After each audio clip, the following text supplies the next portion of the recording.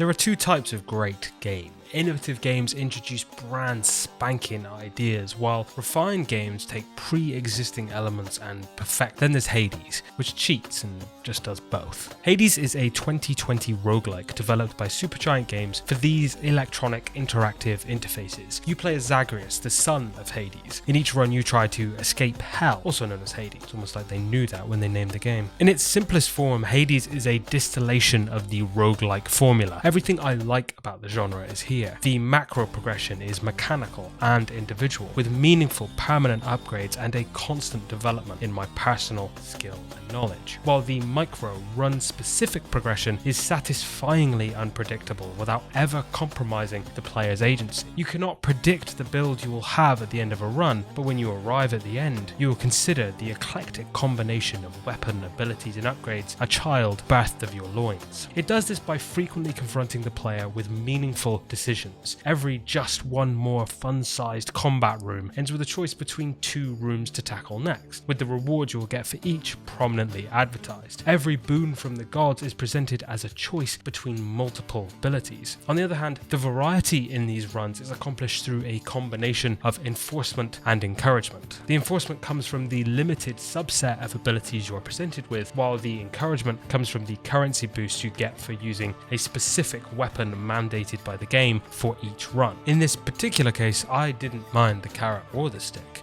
The abilities that are presented to you are smartly selected to offer a few viable builds. Plus, every weapon feels amazing. My favorite was always whatever weapon I had last touched. You see, Hades doesn't just check every roguelike box, it meticulously and precisely polishes that box. Sometimes literally. Everything in this game pops. The environments are beautiful, varied, and most importantly obvious in their mechanical function, supported by an artistic yet systematic sound design. For the house. While the character art and animation is similarly stellar, sometimes too much so. The alarming attraction I felt to the cartoon characters in this video game forced me to reevaluate my relationship to hentai. Unfortunately, I am unable to share the conclusions of my subsequent investigation on this particular platform.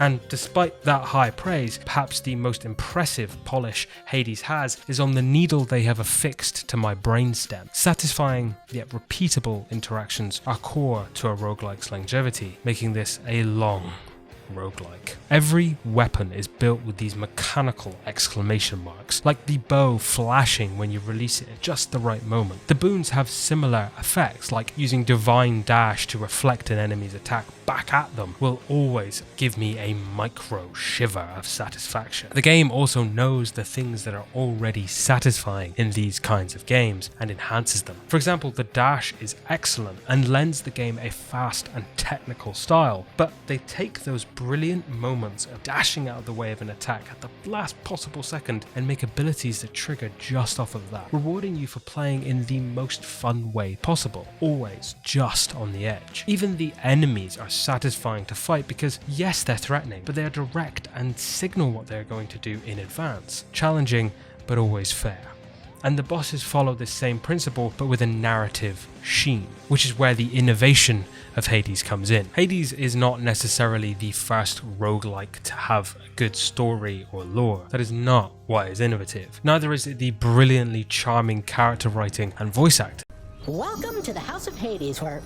Wait, I know you. It isn't even the captivating central mystery it builds. The narrative design of Hades is innovative because it is built around the awkward and seemingly story-resistant structure of the roguelike. Make no mistake, this tale could not be told in anything but the roguelike genre, and it enhances the pre-existing elements of that formula. You come to know the characters of Hades through micro interactions during and between runs. When a god gives you a boon, they interact with you and the other gods. During your runs, you are rewarded with nectar, which you can give to allies and enemies alike to deepen your relationship. And as the story changes, so do the characters and enemies in your runs. All of this allows you to build relationships with a huge cast of characters and come to understand the relationships between them without ever being given a snore-inducing lecture on their family tree. The narrative acts as both reward and pacing tool to break out the combat, resulting in a game that is almost impossible to put down. I'll end on this.